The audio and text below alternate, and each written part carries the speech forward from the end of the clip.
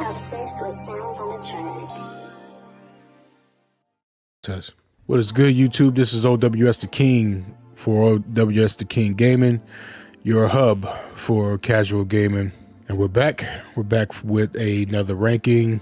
The backlog games I played in February. This will be all the video games I played and pretty much beat over the span of February. I know that we're in the first week of March, but hey, never promise to be on time, just try to promise to be consistent. So even though it was a short month, I managed to work through quite a few backlog games. I stuck to my promise and have been tackling my backlog this year so far.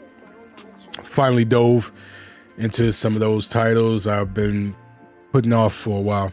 So yeah, I said we're in the first week of March, and as I mentioned last month, I don't expect these right at the start or the end of the month, but I aim to bring them to you guys every month with these ranking videos. So yeah, let's get it. And also, if I sound weird or I'm not my vibrant self, I'm really the bug hit me. The bug hit me big time. I've been out of it. I've been groggy. I just got a bad head cold. The bug hit the house twice for me. This shit really sucks. So, but the show got to go on, man. Got to keep this stuff rolling. Wouldn't want it no other way. Hopefully I can power through this without hacking up and coughing and sniffling all through the mic. So just bear with me, y'all. And yeah, let's get to it. Kind of a spoiler, but I mostly ignored the physical games and went the digital route. Although I guess we got 6 here with 3 digital and 3 physical. So actually half and half. So some fun titles and one that I personally feel like it can go get fucked. And it was a waste of my money, if you ask me. So, all right, y'all give me 1 second, man. Great. So, first game is Bakeru, and that is for the Nintendo Switch. In one of my podcasts a while ago, I mentioned wanting to focus on Nintendo Switch backlog this year, but I only ended up playing one game so far, so God help me. But luckily this one was actually fun.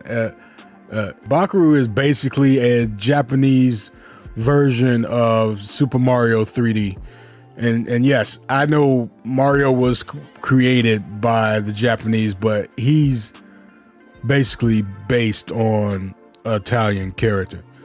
This game, on the other hand, feels heavy influenced by both like ancient and modern Asian culture, if that makes any sense. Made by Spike Chunsoft, you play as like a tanuki turned human kid who meets like a fairy-like kid, and basically the adventure takes off from there. It's 3D Mario in its purest form.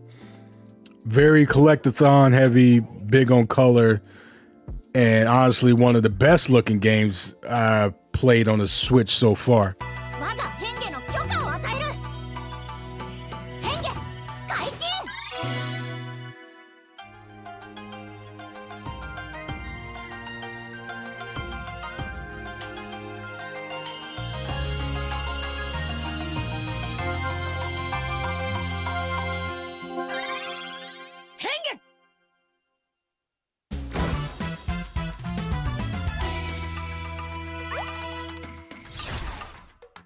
What I love about it most is how everything just flows. Like, not once did I feel like frustrated from the controls, and the platforming was solid, but it leans more toward the action side. Your weapons is a taiko, am I saying that right? Taiko? Which, my bad, I had to look that up. it's a type of drum or like percussion, which is funny because I didn't know what it was, despite having to use these same drums and beats that I made. So you use the left and right thumb button, and you're beating the shit out of enemies with these sticks. You got this easy to pull parry mechanic. Then you learn and upgrade your new moves as you go. You get a charge strike, and you're fucking up people with this drum stump.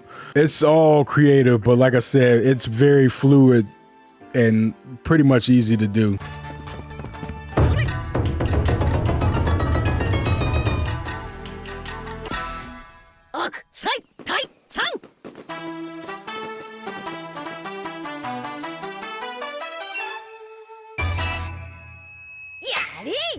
But yeah, like I said, very easy. This was a very easy game to get through. You are really going to spend most of your time with just finding areas, hidden areas, collecting different souvenirs, and finding these little guys that give you these type of trivia quotes. These guys called scoops. They give you like just a little bit of trivia, a bit of Japanese history, and like how they eat certain foods, and like I think it was one that said like how to use like cherry blossoms that keep your weeds from going crazy in your garden. You learn how to cook miso soup, and there's hundreds of these. So you basically getting a crash course in Japanese culture, which is pretty dope. At certain points, the game even shifts into a Mario Kart type of race game. So they're definitely not slouching on the variety of different things you could do. This game is pretty hefty with like over like 50 levels to play through. If you're aiming to collect everything, it's going to take you around 20 hours. But it's a lot of fun. No real negatives to mention. It's not doing anything too crazy, just sticking to the familiar 3D action platform formula seen in similar titles. Though I never heard anyone talk about this game at all.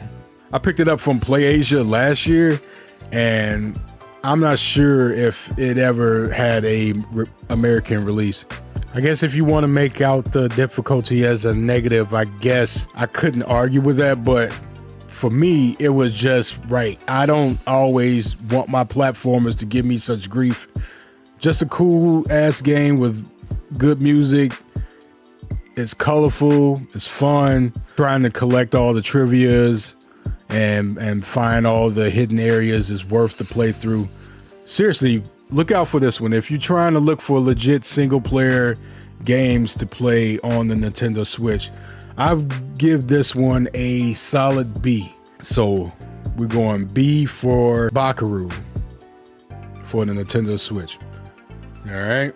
And I'm already sweating, I'm cold, and I'm hot, and I'm sick, and my throat is sore. God help me, Jesus, please. So let's get this one out of the way. Let's get this one out of the way so I won't piss myself off more and throw up in my lap. G.I. Joe Wrath of Cobra. So first, I want to ask y'all something. How can you mechanically fuck up a beat 'em up game? The simplest video game genre there is. How can you manage to screw up a beat 'em up game mechanically so bad? This game is just for the nostalgic eye, okay? And that's it. So to get it out the way, here's what I liked about it. If you're like me and you're 80s kid, 90s kid who really was into G.I. Joe cartoon, that was real into the G.I. Joe toys and all that, this game delivers on that front. Aside from the bland world setting and presentation, you'll spot some classic characters and vehicles, and that part is cool. It was quite a few times where I was playing and where I was like, oh shit, that's the Cobra Fang, or oh shit, that's the goddamn Stinger, or there's the Cobra hiss. Then it takes you back to when I was a kid playing with those toys. So in that aspect, it did its job. Okay. They had bats, you know, the Android crew that I forget what BAT stood for, but they had the Vipers, they had Zartan, they had my girl Baroness and shit. All look great and resemble the cartoon and the toys. So if you want to see that brought to life in modern day video game form, this got you covered.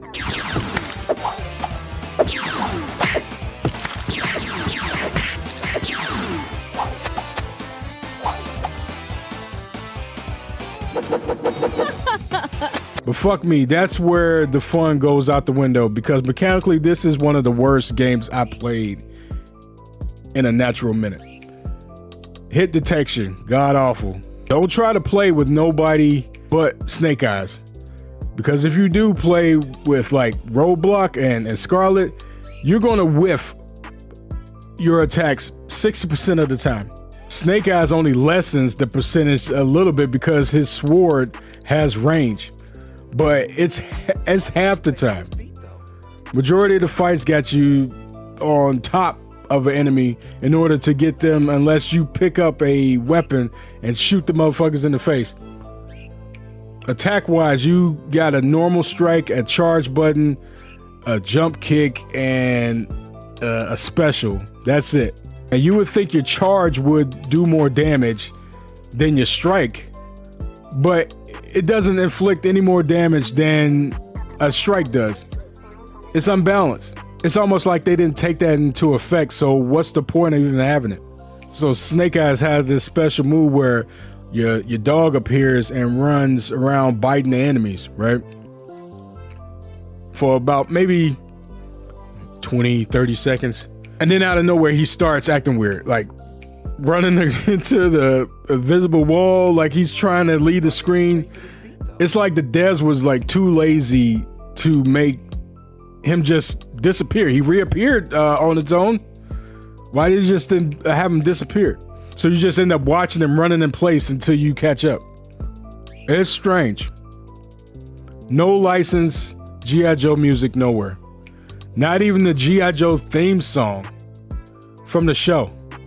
How you get approval for all these characters in this timeline and battle vehicles, but not a single track from the original material it's based on? And what they give you is Bush League. God awful. It literally rips off the Turtles in Time boss battle theme.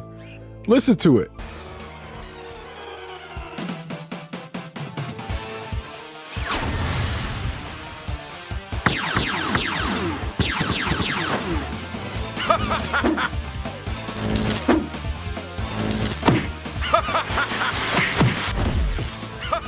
It sounds just like it. Why didn't you pay for this beat though? But then they made it shitty here.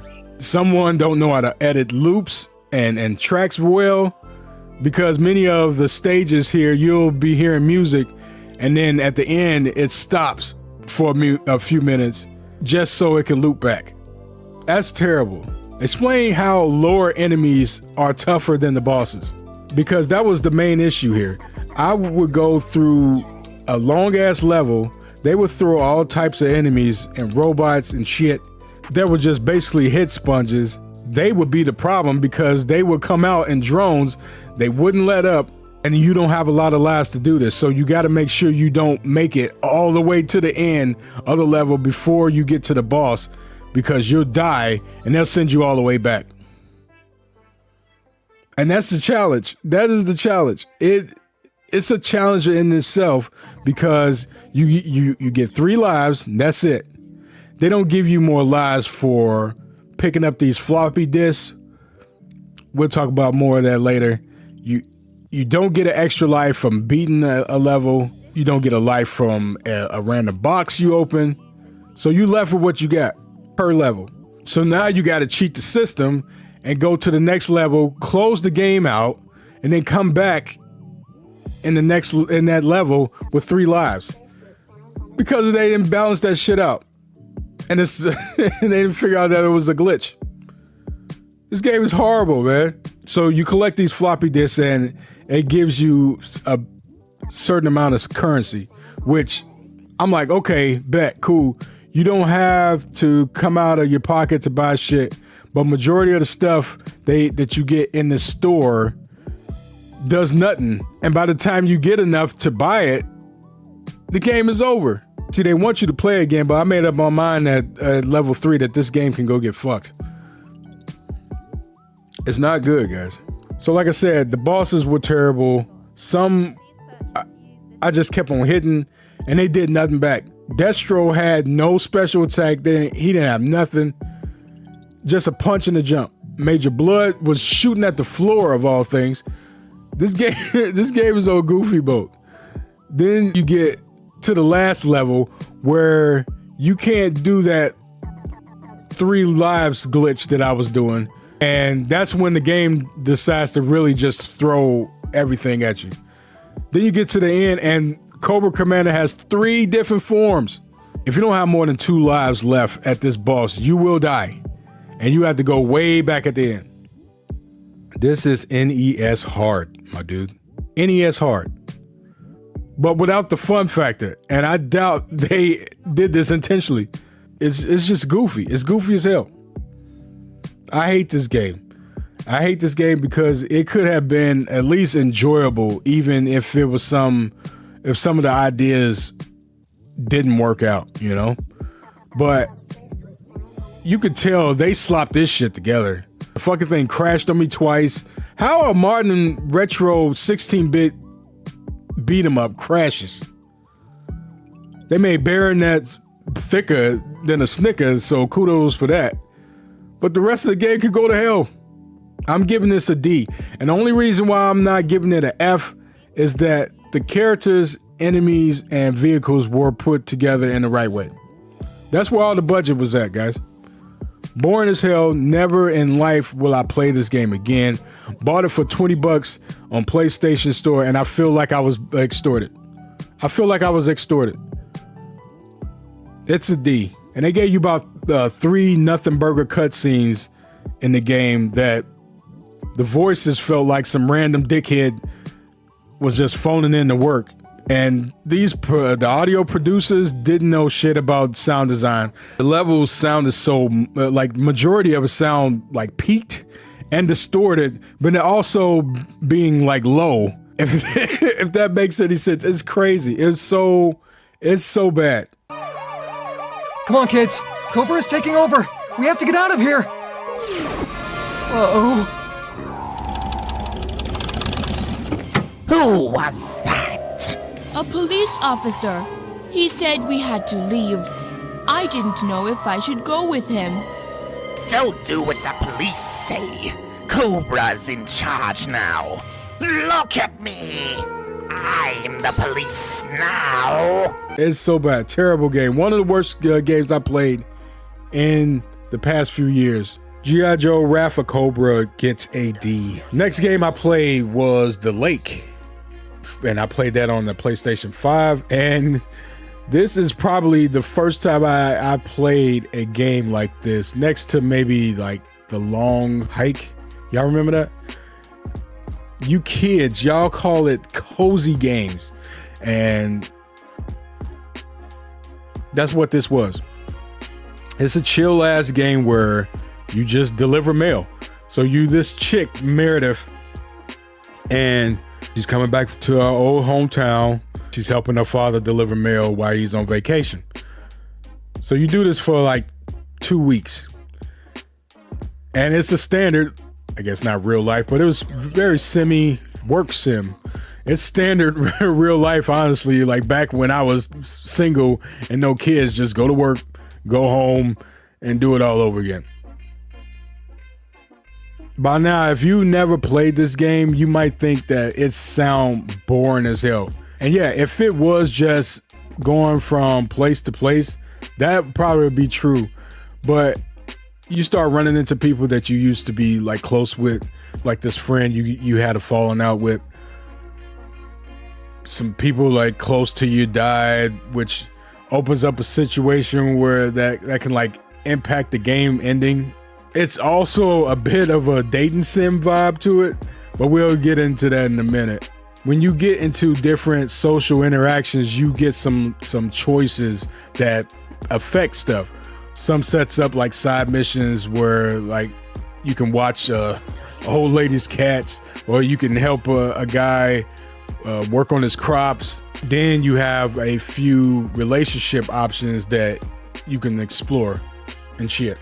So in the playthrough, you can have Meredith hook up with like this lumberjack dude or this like hipster chick. Y'all know I'm freaky on OWS, you know, so what do you think I did? Huh? Oh my god. Plus the lumberjack dude was goofy as hell, okay? But it had some real meat to this game. At one point, my colleague was in some shady gambling shit, and you can make the choice where you snitch on them or not.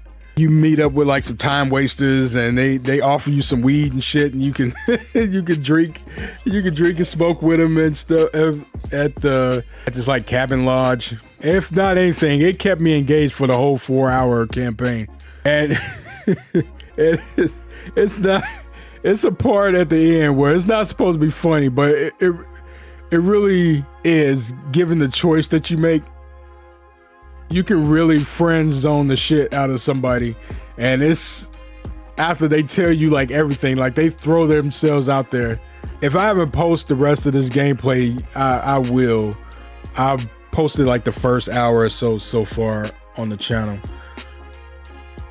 but that shit had me dying. It was so fucked up, but it was hilarious. It was hilarious. I was in tears, and that was so unintentionally funny. It just cracked my shit up. Overall, this game won't stress you out. It really is a chill mailman sim game, and Meredith is kind of loose in the pants. They made her kind of loose in the pants. I ain't gonna hold you, but yeah, so nice. And if you lived in a small town before, you know females like this. This shit is actually funny. It doesn't stay around too long. Decent to look at with all the mountains and yes, the lake part. Entertaining to say the least, but nothing mind-blowing, nothing special. Cool concept. I'll give it a solid C for the lake.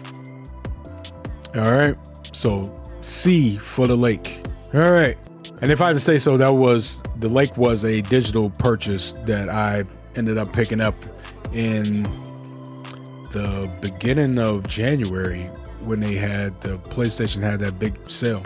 So, all right, next game is Transformers Devastation. And I played this for the Xbox 360. We'll make this one quick because majority of these are all positive. This is all what the G.I. Joe wasn't. Once again, this is based on the franchise I grew up with in the 80s and the 90s. The classic cartoon, the toy line that was just unmatched back in the day. This one was made by Platinum Games, and it's obvious because they always make bangers. I've yet to play a bad game from them. I picked up Ninja Gaiden 4, which was created by PG, and I can't wait to try that one out. What I loved about this game is right away you can tell they had the source material and they knew exactly how to use it. It's OG Transformers love letter. The Autobots look just like they're supposed to, and you hear like the iconic voice actors like Peter Cullen, Dan G, who voiced Bumblebee, fucking Chris Collins that voiced Starscream. They all in here, and you could tell they're not even phoning it in. This game looks amazing.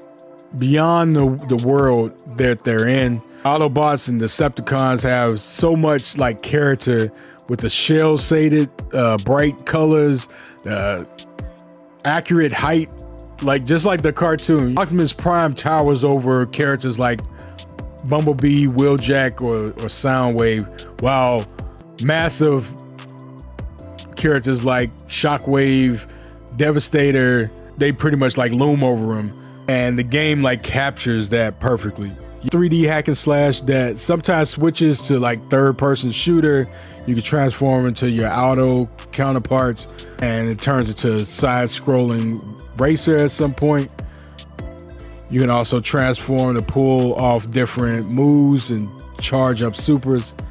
The game is packed with a lot of action, and that's where all the nostalgic vibes hit.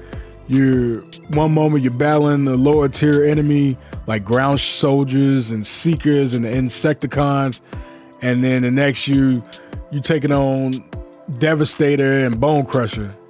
And God help me, Soundwave, my all-time favorite. Soundwave, he's in here.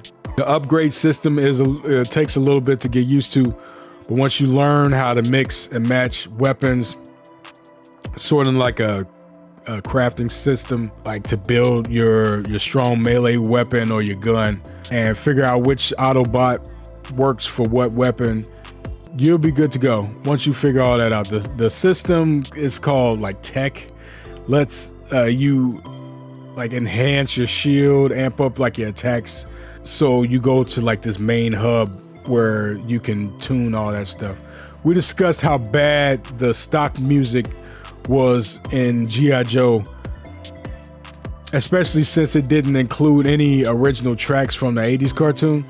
This game doesn't really have that either, but it does have great music in it, and it definitely like it fits it perfectly. Then you'll hear like remix versions of like old tracks, so it's just basically just more updated. And then even like some score from the Michael Bay movies sounds like that's in here. Don't quote me on that, but there are definitely some cinematic bangers in there. The negatives was minimal, but was frustrating at the time when you transform into your vehicle. Sometimes you feel like you're not controlling it well. You can transform and you'll shoot off like a bat out of hell, and the controls aren't as tight as you would want it. So you start to fight with the controls sometimes. You often fight with the camera itself, but it seems like at times it can't keep up when you're driving that fast.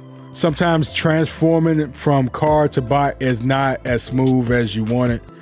The button to shoot while you're in auto mode feels awkward, and the world you in is just really, really bland, bare bones. You see the same buildings, the same underground tunnels all the time, and it really don't change much. Other than that, it's a good game. It's a great game. Fun as hell. It's crazy that I had this game on the backlog for about 6 years. I bought it physical. I mean, it's been out longer than that, but I bought it in 2020 and I never got around to it. It seems like the War on Cybertron and that other one I can't think of gets way more love than this one. I feel like Devastation hits all the marks, plus the nostalgia overload for us boomers that grew up with this franchise. So I give it a B, definitely B plus, very underrated. I had fun with this. That's B plus for Transformers Devastation.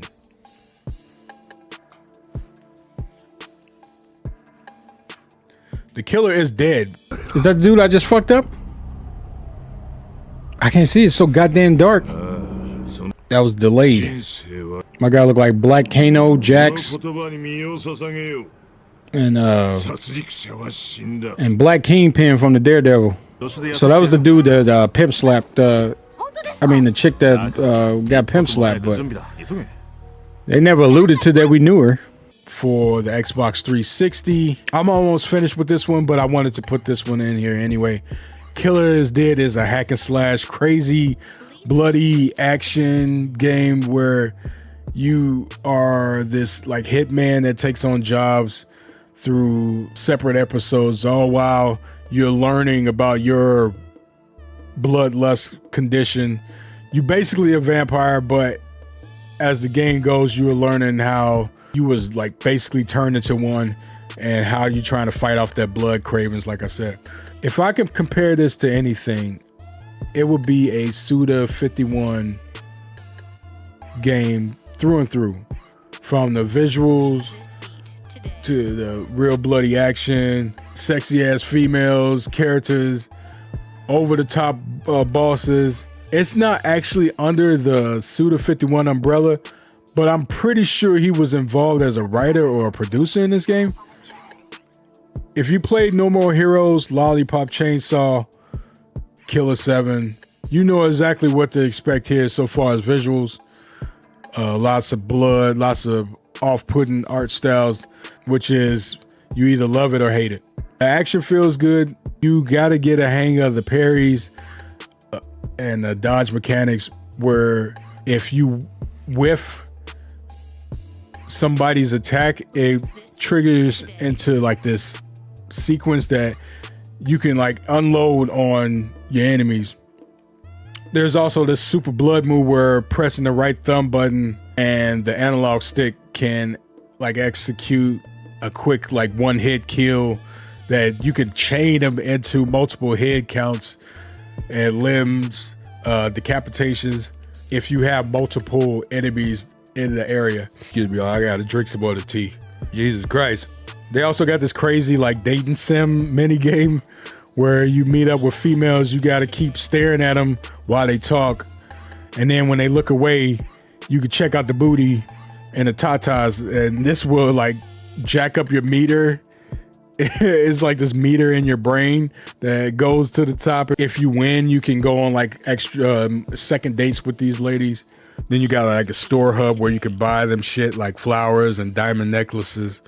The issue is the same issue I had with No More Heroes, is that it's way too much style and not enough substance sometimes. And the overlook of the game in action can be a bit jarring. This shell shaded, black and white at times, pixelated. Then all the blood you can get lost in. I got lost and didn't know what to do next. A lot of elevators and having to backtrack. I'm playing this on the Xbox Series X, so it's cleaned up a little bit compared to the 360, but it's not much. It really tries very hard to be cool, and I personally don't have no issue with that. But when you see where they could have spent more time on the looks and the mechanics a little better, and they didn't do it. So decent story, can't wait to wrap it up. It's definitely worth looking out. Another underrated game. I think y'all should find this one if you can. Give it a try if action hack and slash is your thing. I am giving it a C+. C+ for Killer is Dead. All right. So pretty quick one. We got one more. And the last game we'll talk about is Hi-Fi Rush for the PlayStation 5. I missed the boat when this was that Shadow Drop exclusive on Game Pass a few years ago. I just got rid of my Game Pass so I could focus more on the games that I had in my backlog. For a while, this one stayed off my radar, but I kept hearing things about this. And when it finally hit PlayStation, I stumbled on it, and while like browsing the store, then like I said, that big January sale, it was like $25. I snagged it up.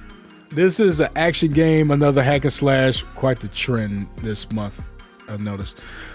But its overall combat mechanics are unlike anything that I played before in this genre. It's a cool feature for a bit, but for me, it quickly started to get tedious and annoying. All right. So everything in this game revolves around rhythm.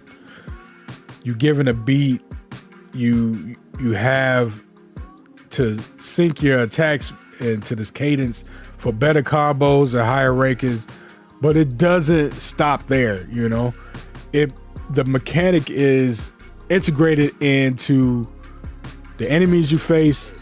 They're used for this like frustrating ass parry sequence that enemies use far more than I would have liked.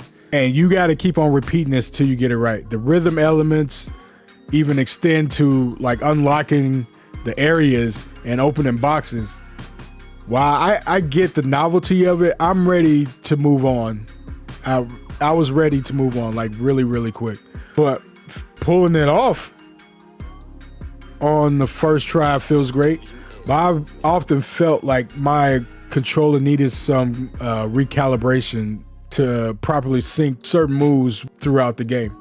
Some of the platforming is herky-jerky, like I would overshoot my shot or miss the platform completely. While they don't really send you far back, if you miss it, it does get tiresome missing that platform multiple times. And the levels are way, way too long. You're basically seeing the same shit majority of the time. You're going through this factory, you're jumping from platform to platform, and you go into elevators and you're hitting this switch to turn on another elevator. They separate them in what they call like choruses. And still, it's like an hour long each time. It'll change up a bit once you get to the boss, but the balance isn't there. You do a shit ton of platforming, then you stop, fight some robots. They throw you into another different type of robot. You got to get figured out. It's a parry rhythm thing, and then you go back to platforming. That's my overall negatives of this game. It really made the game a slog at times, but luckily the positives kept me wanting to play the game. This is a beautiful looking game, all right? Let's not get it twisted. It's the most Cartoon Network video game I've seen. Every character looks cool. Everyone has an identity and a personality. The person that you're really running with majority of the time is his name is Chai. Real likable and fun to play with. Everybody on this game, like Macaroon, Peppermint, 808, which is the cat that follows you throughout the game. Everything has that likable touch to it outside of the areas that you're in. But you made me say that. Couldn't Vandalay have designed this for, research or something? Only you wouldn't find this suspicious. The point is, they can, and I need to stop that. Well, I wish you good luck.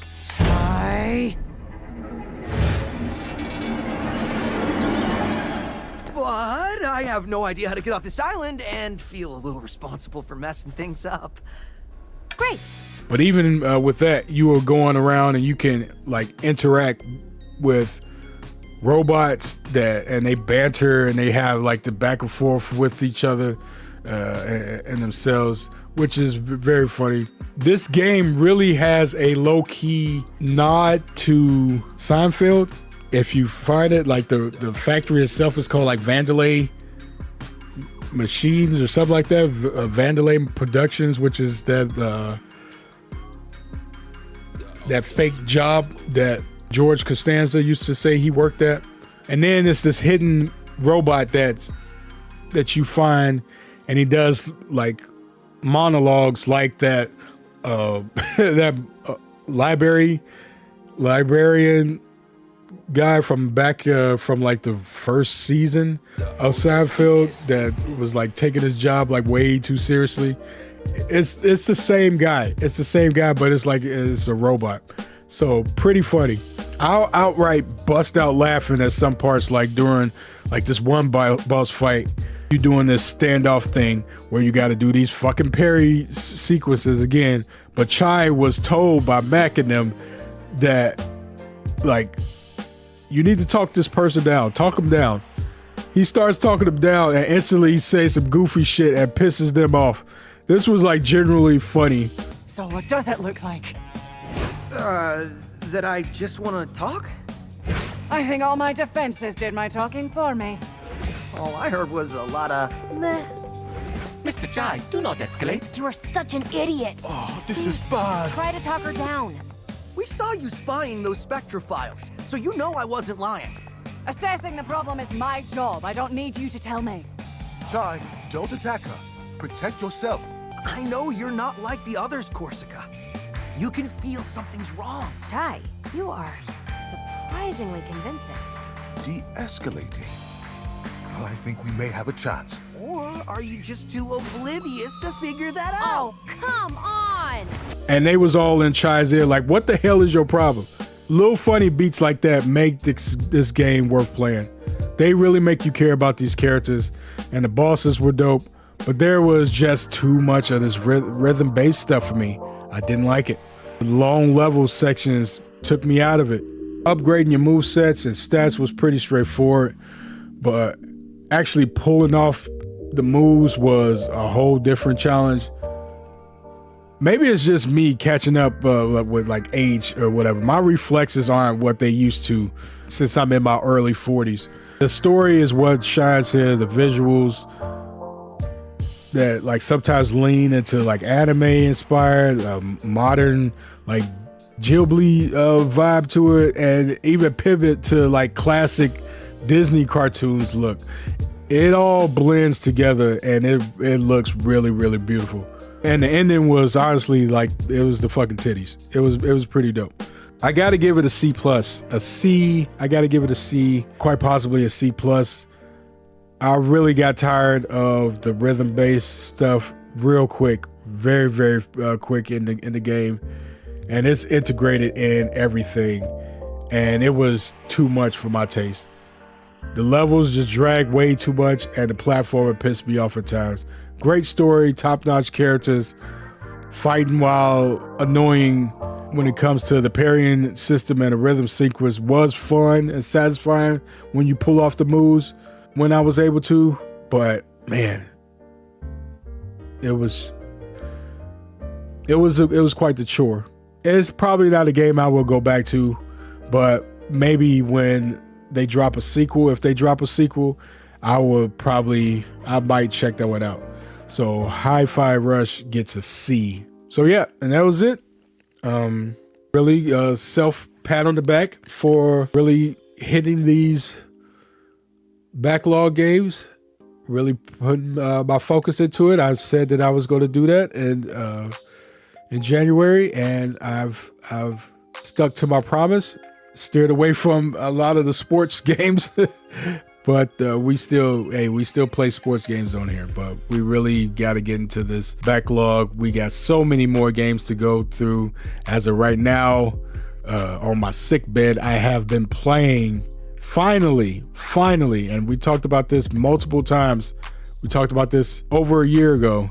Ghost of Tsushima finally popped it in the PlayStation 5, and hey, we'll talk about it when it comes down to March games that we ranked and we talk about. So yeah, so I gotta cut this one out faster.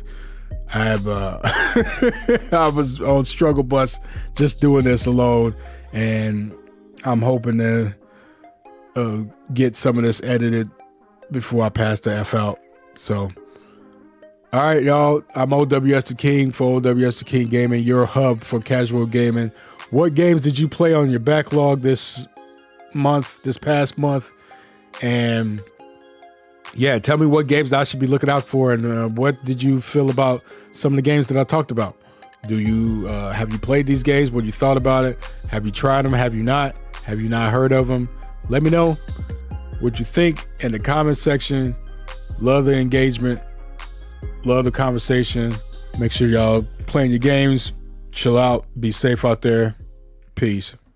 With the channel, when I first started the channel, I wanted to do more of reviews about games that I was playing. I wanted to do ranks of certain games. I wanted to do like a monthly rank type of thing.